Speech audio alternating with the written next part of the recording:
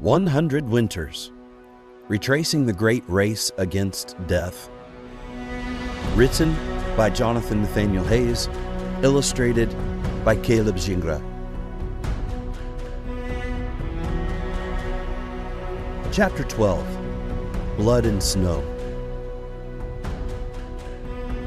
Blood splattered across the snow, stark against the pure white. It stained the dog's white coat, fangs and fur flying, and we hadn't even made it out of Caltag yet. My dogs never fight. What is going on? I muttered. Let me paint the picture here for my reader. A perfect storm of confused musher, some love-struck teenage boys, and a challenge to the dominance hierarchy. Let's start with the befuddled musher. "This is the trail? Are you sure?" I shouted over the anxious and barking dogs. I stood in a small field laced with zigzagging snow machine tracks. There were dozens of crisscrossing lines coming in and out of the field from every direction. How is this one any different from any others? "Yes, that one," Violet replied, pointing toward a particular track cutting across the clearing. I thanked her once more, we said our farewells, and she turned her machine around to head back into town. Vodka and Druid were just as confused as I was.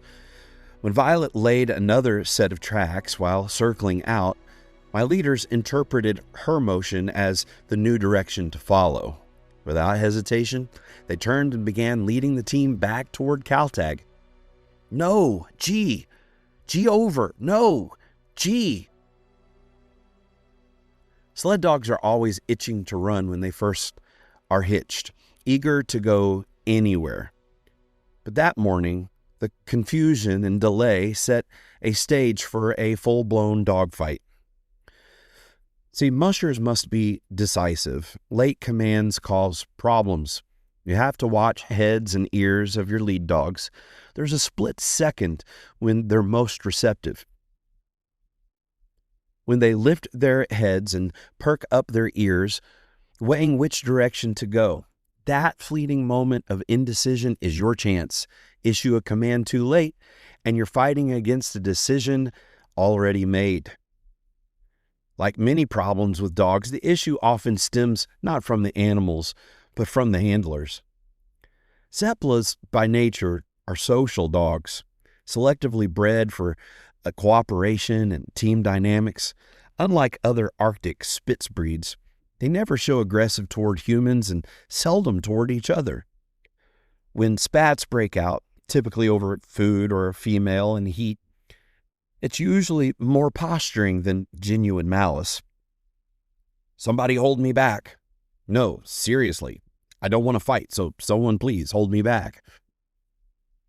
On the rare occasion a real fight breaks out, it's seldom serious. Usually both dogs keep one eye on me, hoping I'll come over and break it up so that they can save face. But the fight that morning outside Caltag, it was different. Katahdin is just over 2 years old and comes from outstanding lines. He and his brother Kineo, both named after Maine mountains, embody the Sepalo-Siberian type to me. Katahdin, however, was born with a dominant streak. He's been convinced since day one that he should rule the roost. Every now and then I have to remind him that the ultimate alpha around here is me. In traditional Arctic dog teams managed by native mushers, the dogs were allowed to establish their own dominance hierarchy. The musher controlled the alpha, and the alpha kept peace among the dogs.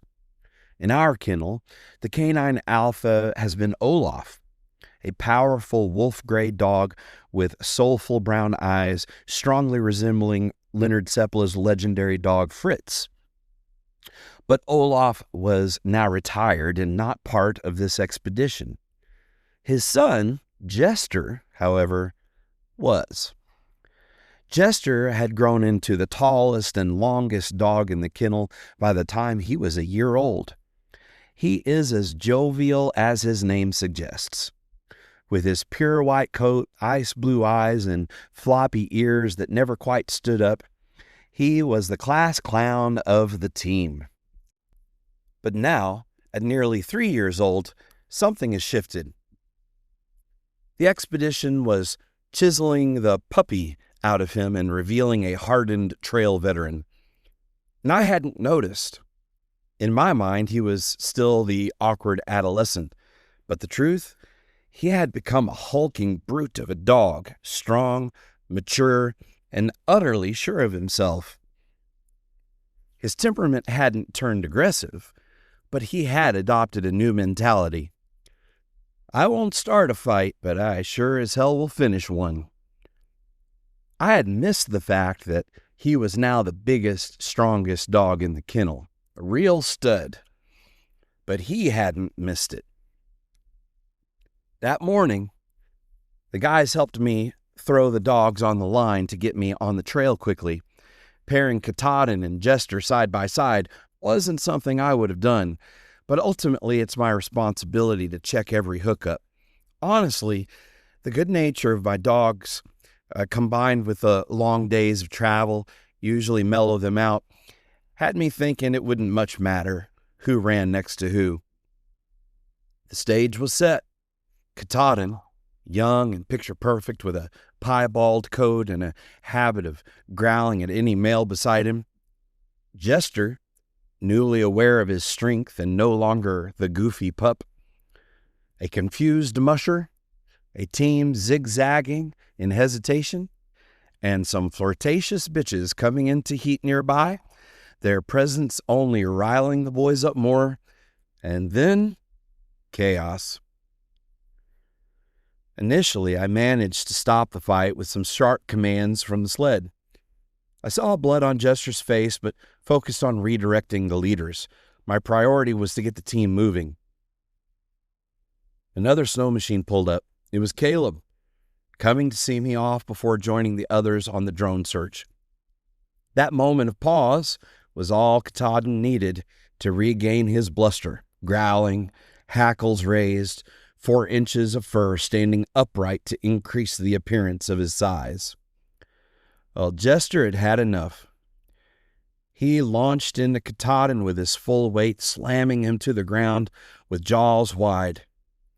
Katahdin, no pushover himself, fought back to his feet, and the two locked onto each other, each trying to tear the other's mane in a flurry of head-shaking rage.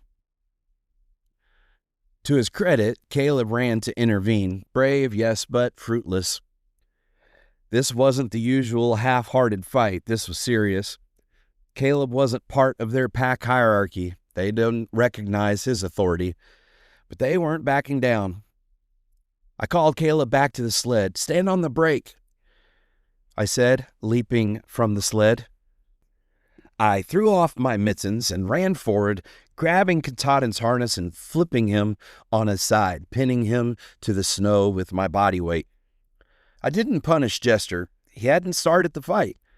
In my experience, the best way to reestablish authority with sled dogs is to pin them to the ground, just like an adult dog correcting a misbehaving pup. Hold them until they relent. This strategy works well. For other breeds, even like the Rottweilers I raised in my 20s, it can also work if started early. But I wouldn't try this with my 120-pound German Shepherd back home. That breed was made to accept the challenge of a man. With him, I appeal to his desire to work. A few commands: sit, lay down, go to your room, and his mind shifts from fight mode into work mode. But the Sapala needs only to see the boss. Once they register your presence, their red haze fades. Jester's instincts told him to finish the job while his opponent was down, but I emitted a deep, calm, confident, but firm no and glared at him. Jester respected the voice of his master and backed off. In the rush, I'd forgotten to take care of myself. My hand was bleeding slightly. One of them had accidentally nicked me in the scuffle. Blood on snow looks dramatic. A few drops spread wide, painting a gruesome scene. There was far more blood on the surface than what came from the scratch on my hand. Jester's white fur, now streaked red, looked alarming, but a close inspection revealed only surface cuts. I stood the two up beside each other, intentionally towering over them.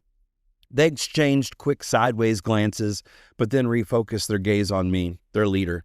Harsh, but fair, just and strong. Eventually, I'd move them beside other dogs, ones they had no beef with, but not yet. For now, they would run side by side for a few miles. They needed to work as a team. If they forgot, I'd be there to remind them. Thankfully, no reminder was needed. Katahdin got the message. He could be the big dog when Jester wasn't around. But to challenge Jester meant a fight. And the two-legged boss doesn't tolerate fights. With all that settled, we were finally on our way into the Kaltag Pass. As the sled runners hissed over snow and the dogs settled into their rhythm, my mind shifted from the scuffle behind me to the trail ahead. From time immemorial, these Nulato Hills stood as a barrier between the interior Athabascan people and the coastal Eskimo or Inupiaq peoples.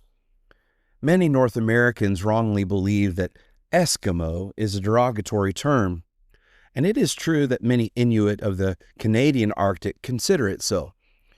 But on my past visits to coastal Alaska, I was surprised to find that the opposite was true here.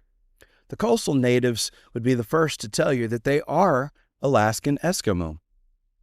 Some are just as apt to take offense at being called Inuit as the natives of Arctic Canada are to being called Eskimos.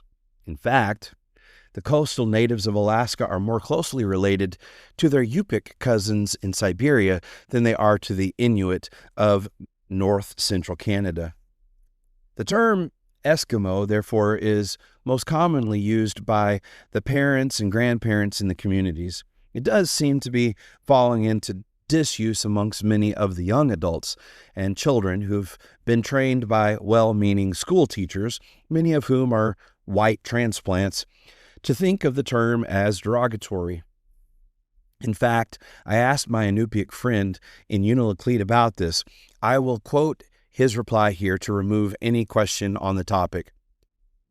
The whole Eskimo thing is very understated here. 90% of us refer to ourselves as Eskimo. A small fraction of social activists make a point to only use Inupiaq, which is accepted by all. But the truth is that Unalakleet is a crossroads of cultures and tribes now. This blend of cultures back into the native community is why so many coastal natives prefer Eskimo as an umbrella term that includes everyone in the community. The Kaltag Pass through this mountain ranges served as both a trade and raid route between both peoples centuries before it was a Russian trapper route to the interior. I could imagine the ancient sledges here, laden with dried fish, seal oil, bound for inland villages, returning with moose hides and meat for the coast.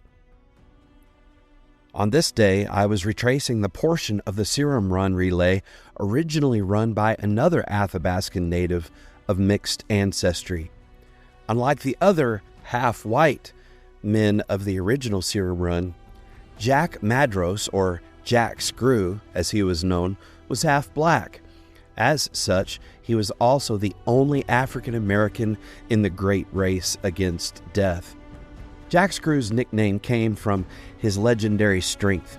Despite his small stature, old-timers swore they'd seen him drive a pickaxe straight through frozen ground in one blow, then lever it back out with such force that it split the permafrost wide. Strong enough to lift a riverboat, they'd say. That same raw strength carried him down this pass nearly a century before me. Serum lashed to his sled, running up the pass in a display of his wiry strength to reduce his dog's load and increase the speed. Despite his best efforts, he would manage only 6 miles per hour in this day's travel. And despite my best efforts, we fared no better.